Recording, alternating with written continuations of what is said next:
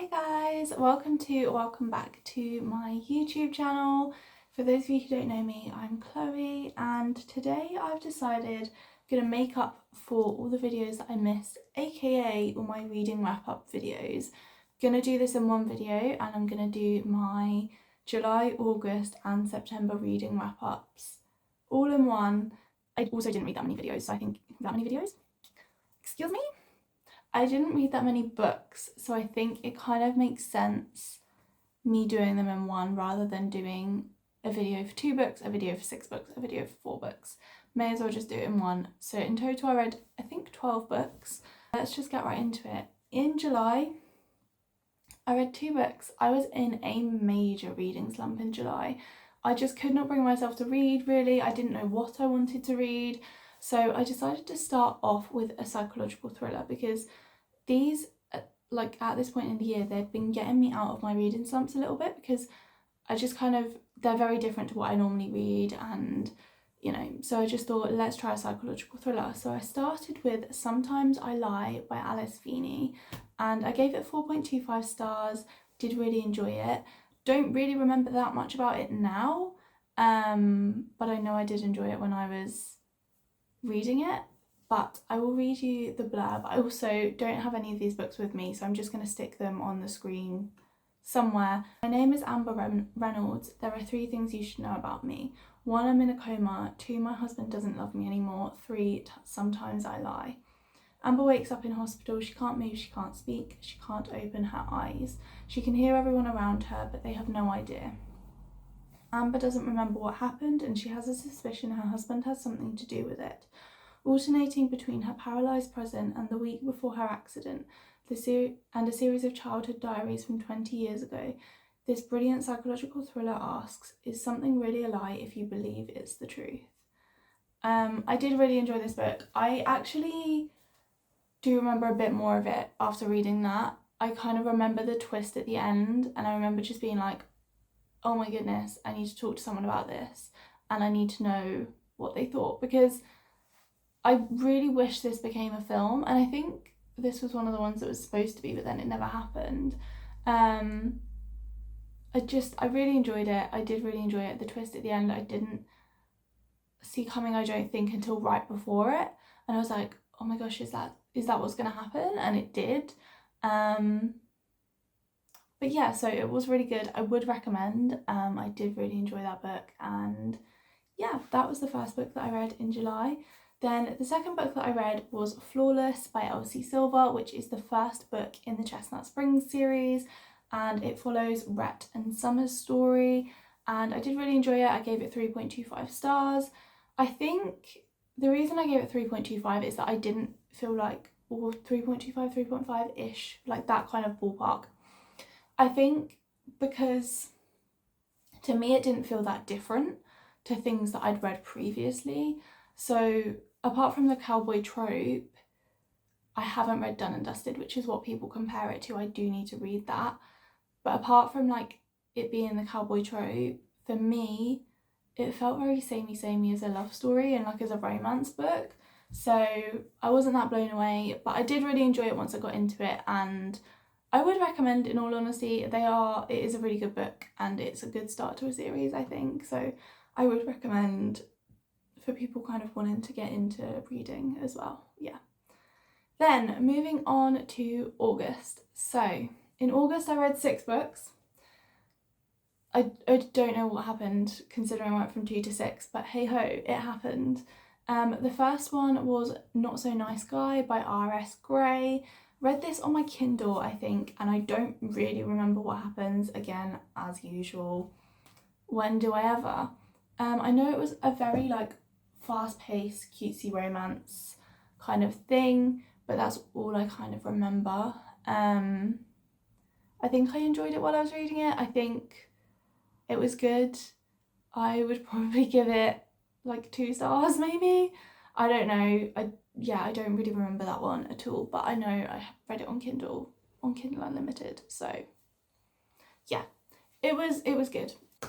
The next 5 books that I read this month were part of a series because I just devoured it, and I absolutely ate it up and I wasn't expecting that at all, and that was the Hopeless series by Colleen Hoover. Now, I said at some point that I don't really read Colleen Hoover anymore.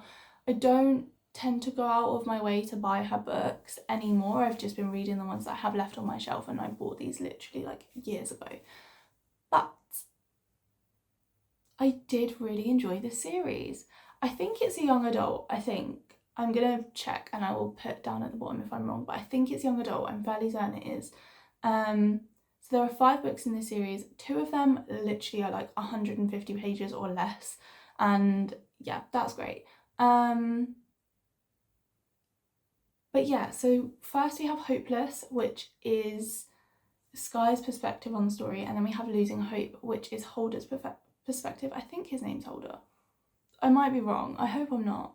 But the 2 different perspectives, and they go like kind of hand in hand, but I read the first one not realising that, and then I read the second one, which is fine because I read the second one like so quickly because I knew what was going to happen. It was just from his perspective, so it was just like I kind of slowed down on the bits that it was like him talking about what happened from his point of view. And I really liked having like, it's really weird because a lot of the books that I read and enjoy are like a mixed point of view, so it goes and it hops between different points of views and different time frames and things like that. It was really nice having a whole book that was just one point of view and then having a different book that was the other person's point of view. I did really like that, and I don't think it's done very often, and I did really enjoy it, so it was really good. And then the third book is Finding Cinderella, which is focused on the friend Daniel and his love story. And then the next one is All Your Perfects, which is Quinn and Graham, which I was so confused originally. I was like, I don't understand, how does this link up? But you get to like so far through and then you're like, oh my god, I wonder if. And then I plotted it all out and it was completely right. But I was just like, how did I not see that coming? How did I not pick up on that sooner? And then the final one is Finding Perfect, which goes back to Daniel. So basically the first 2 books are Sky's relationship, and then the next one is Daniel's. So I did really enjoy it. I really enjoyed them. I read them really quickly. I'd say overall I give it like 4 stars, probably 3.5, 4 stars. I'd say, yeah, my favourite books as well were Hopeless and Losing Hope, because I just loved the love story in that, and I loved their relationship and seeing it develop and what happened and everything like that. So I did really enjoy that, but I think the whole series is just so special, and I really would recommend reading it. Like, it's very different to, say, like It Ends With Us and stuff like that. It's very different, and I think it's a lot more PG and just cutesy more than the kind of other ones. And I think that is because it's a young adult, but yeah, I did really enjoy it, and I would recommend reading that series. Like I said, I absolutely devoured it. I think I finished them all within the month, but I think I only started like 10 days in or something like that to the month. And I just messaged my friend and I was like, oh my god, you have to read these because I've devoured them. Then moving on to September, I read 4 books in September. Started off strong with Love Theoretically by Ali Hazelwood. Now, I wouldn't say this is one of my favourite Ali Hazelwood books. I honestly wouldn't. However, she is a go-to author for me. She is one of the ones that I do go and pick up her books as soon as I see them advertised. As soon as I see them in a shop, I will buy them. And I did really enjoy like the attraction and the relationship between Elsie and Jack, and like the tension was very clear from the beginning, and you kind of just knew it was going to be those 2, and you knew, I guess, kind of how it was going to unfold, but also I was blown away a little at the same time. I want to say, yeah, it's not my favourite Ali Hazelwood book, however, I really would recommend it, and I really did love it. And anyone that loves enemies to lovers trope will love this book. And it's just really engaging, and I really enjoyed it, and I did devour it as well. So I would say I'd give this one probably like 4 stars, because I remember little bits now, but I don't really remember the like extremities of it. Like, I don't remember everything about it, and I don't remember what happened. I just remember that he was the brother of one of her clients, and then he happens to be employed for somewhere she's trying to get a job. I don't think that's a spoiler. It might be. If it is, I'm sorry. But yeah, she kind of runs into him, obviously, when he's with his brother, and then she runs into him in the workplace, and obviously she's two very different people, and it's very confusing for him, I guess. I don't know, but it's very good, and I would really recommend reading it. I do love all of Ali Hazelwood books. I have another one sat on my shelf upstairs, and I do need to buy another one as well because I haven't bought her like Check and Mate one yet. Purely because I didn't know how I'd feel about it being young adult, but I am going to go pick it up now because this book reminded me how much I love her writing and everything. So yeah, I would really recommend that one. I did really enjoy it.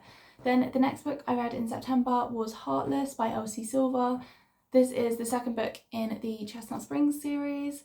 I tried to start this book when I read Flawless, and I finished Flawless and I was like, oh, let's just go straight on to the second book because that was good. I really enjoyed it. I want to move on, and I just couldn't. I couldn't get into the fact that it was his older brother that was the next person in the story, and I was kind of like, I don't know how I feel about that. I didn't think it was following the brother. I thought it would then follow one of the friends in the book, but it was the brother Cade. But then I just decided to stick with it in September, and I really got invested actually, and I think I was even more invested than I was in Summer and Rhett's story. And I think it's because obviously Cade is a single dad, and I liked seeing the relationship between him and his son, and also, oh my god, what is her name? Hang on, why have I literally forgotten her name? Oh my goodness, what's the female name in the story? Oh, Willa, of course it is. I love seeing her relationship with Luke develop as well, which is the little boy's name. But yeah, I'd say I'd give this one 4 stars, so slightly higher than the last one, and I did really enjoy it. And yeah, I can't really remember much else about it right now, but it was really, really, really good, and I did really enjoy it. Then, to finish off September, I read 2 quick reads, and honestly, I have discovered that I'm not a quick reads person. They were both, I think, under 100 pages. I don't remember anything about either of them, not a single thing. Even reading the back of them, I don't really remember them. So the first one I read was The Hounds of Baskervilles, and it's a Penguin readers starter book thing to get people into reading. Did this because I was in a little bit of a slump. Honestly, just did it to get my stats up as well because I was currently still striving for 100 books for the year. I was very behind. But yeah, I wasn't that fussed about it. I don't really remember much about it. Just read it in one sitting super quickly. The next book that I read was 9 Summers by Jennifer Joyce, which again was a quick read. I don't really remember anything about that one either. I think it was a short little romance. I read that one on Kindle, I think. I think I've discovered the reason I don't like them, and it's because I don't get invested in the characters, because I don't really have time to get to know them or anything. Just don't really care. I don't really care what happens to them. I don't really care at all. So I'm just I think that's why I don't remember anything. I think that's why I didn't really enjoy them that much. So I'd honestly, it feels really harsh saying I'd give them 1 star because it's a me problem. For other people, they might be great. But I think it's just because I didn't, because they were so quick. I just wasn't a fan. I won't be going back to quick reads. I don't recommend if you like getting attached to the characters, as I do. Anyway, we've managed to do this in 15 minutes and we've done 12 books for 3 months. That's probably the fastest I've ever done this. Probably because I also didn't say that much about the books because I don't remember. But anyway, I'm going to end this video here and I will see you again soon for a brand new one. Hopefully where I'm discussing my October reads in more detail because I remember more about them. Anyway, I'm going to end this video, so I will see you again soon for a brand new one. Bye!